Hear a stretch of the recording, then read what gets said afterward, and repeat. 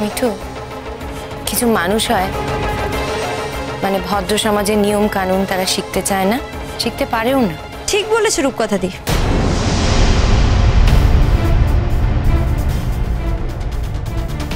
আমি তোমার এই কথাগুলোর প্রতিধ্বনি করলাম।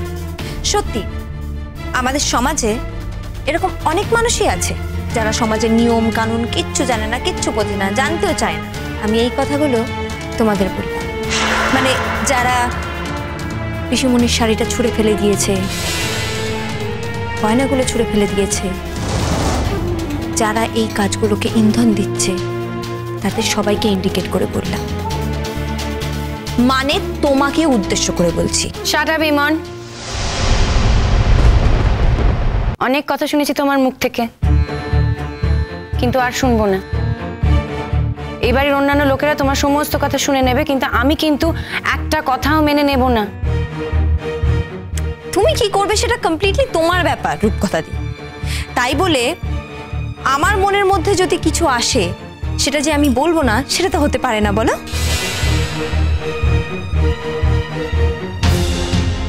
কি হলো, দাঁড়িয়ে আছো কেন? যার হাত থেকে জিনিসগুলো ছুঁড়ে মাটিতে ফেললে তার হাতে ফিরিয়ে দাও, যাও। অর্ডার করছো নাকি? হ্যাঁ করছি। তোমরা যদি এই মুহূর্তে আমার বলা কথাগুলো না করেছো তাহলে কিন্তু আমি এক্ষুনি ওই দরজার সামনে দাঁড়াবো আর চিৎকার করে করে গোটা পাড়ায় জানাবো, এক সময় এই বাড়ির একজন মেয়েকে তোমরা বিয়ে দিতে চাওনি, আর যখন সেই ছেলেটা ফিরে এসেছে বিয়ে করতে চাইছে, তোমরা তো বিয়ে দিতেই চাইছো না, উল্টে তার দেওয়া উপহারগুলো ছুঁড়ে ছুঁড়ে ফেলে দিচ্ছ।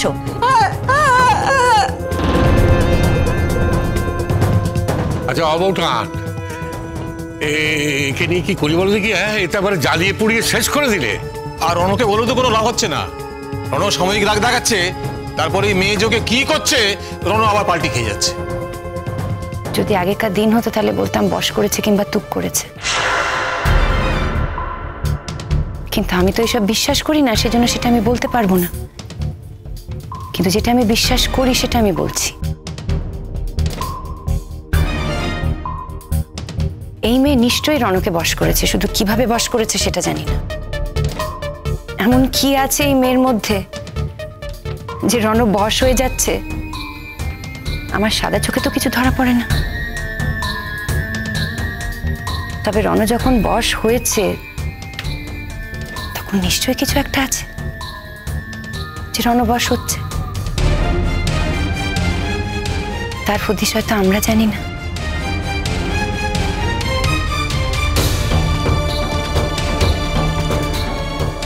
তোমার গায়ে এত জ্বালা রূপকথা দি, এত জ্বালা! ছি, লোকজন সম্পর্ক এসব কিচ্ছু মানছো না, তাই না? তুমি না আমাকে বলো আমার মধ্যে কোনো রকম সহমত নেই, তোমার মধ্যে আছে। তাহলে এই কথাগুলো তুমি সবার সামনে অকপটে বলতে পারলে? নিজের স্বামীর জন্য যদি তোমার 100 ভাগের মধ্যে 1 ভাগও জ্বালা থাকতো না, তাহলে হয়তো দিনে একবার অন্তত তুমি দাদাভাইয়ের নাম নিতে। আজ পর্যন্ত তোমাকে আমি একবারও দাদাভাইয়ের নামটা নিতে দেখলাম না, অথচ তুমি সারা দিনে লক্ষ কোটিবার তোমার রণর নাম নাও। কি ভেবেছ এটা কেউ খেয়াল করে না?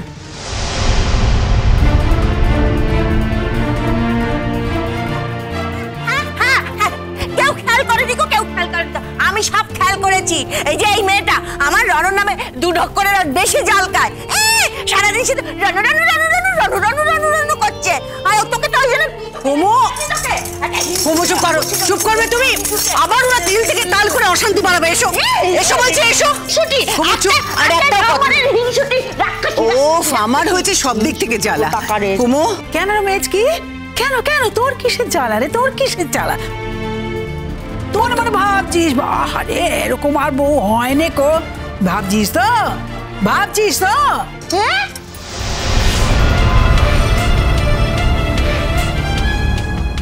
শোন, আমি তোকে বলছি এর একটা শেষ আছে। হ্যাঁ, এর একটা শেষ আছে, আমি এর শেষটা দেখবো।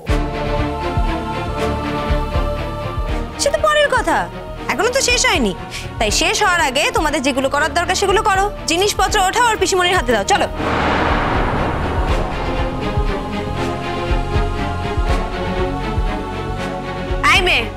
আই মে, তুমি থেকে থেকে বর জেঠি মেট জেঠু এদেরকে অর্ডার করছো কেন? হ্যাঁ, তোমার এত ইচ্ছে যখন তুমি সমস্ত পরিবারে পিসিমণির হাতে দাও না। হ্যাঁ গো, তুমি না ছেলের বউ মানুষ, লজ্জা নেই তোমার?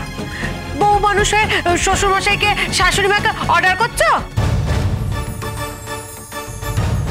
আচ্ছা, তুমি কেন বলো তো সবার মন জুগিয়ে চলার চেষ্টা করো, সবার তালে তাল দাও?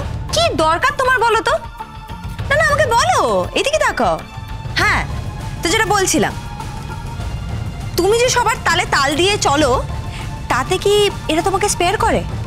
সংসারে দুটো কাজ তোমাকে দিয়ে কম করায়?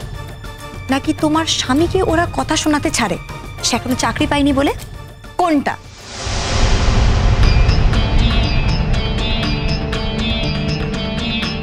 একজন মানুষ উপহার পাঠিয়েছে আর সেটা ওরা ছুঁড়ে ফেলে দিল। হ্যাঁ, কোন সাহসে ফেলে দেয়? কুমু, এসো।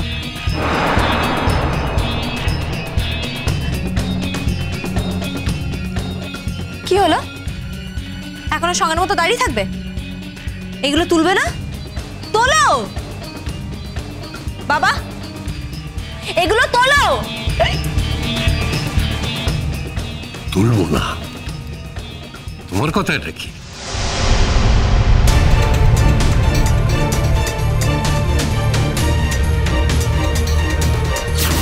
দেখি কে তোলে, দেখি তুলবে।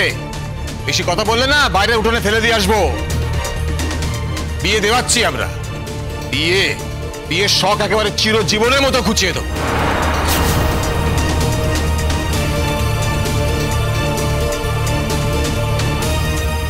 হায় হায় হায় হায়, নদ যাবনি, কিচ্ছু নেই, যাই ইচ্ছে তাই করছে রে।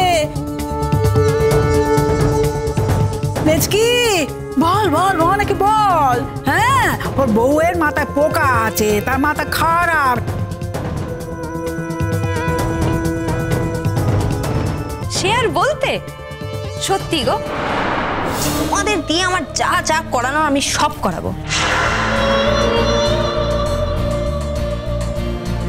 কি হলো বাবা? তুমি শাড়িগুলো তুলে পিসিমণির হাতে দেবে? না, তুলবো না। এক কথা বারবার বলছো কেন? ফেলে দিয়েছি কি তোলবার জন্যে?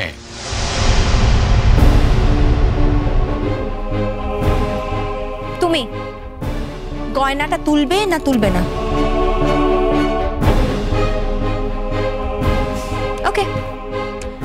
ও ঘোষ জেঠিমা, ঘোষ জেঠিমা, ঘোষ জেঠিমা, আরে ও মল্লিক কাকি,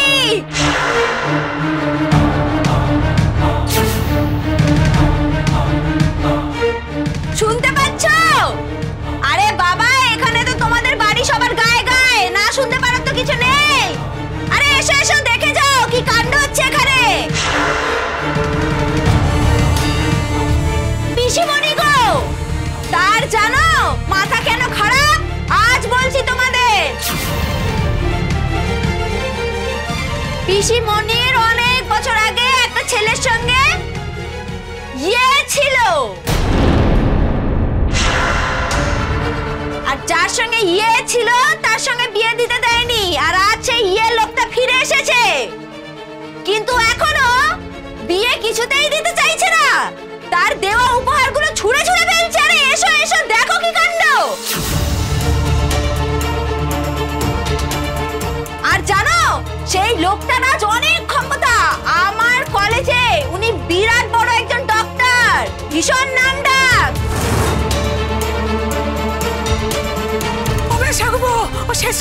থামো থামো, দেখো কি করছে। ওরে বাপরে, এক্ষুনি তো চলে আসবে ঘোষ গিন্না, মল্লিক গিন্নি। ওরে বাপরে বাপ, কি জামাজ মহিলা এরা। ওরে বাপরে, গেজেট এখান থেকে খবর তুলবে আর সারা পাড়া বলে বেড়াবে, তার সবাইকে জানাবে। থামাও থামাও।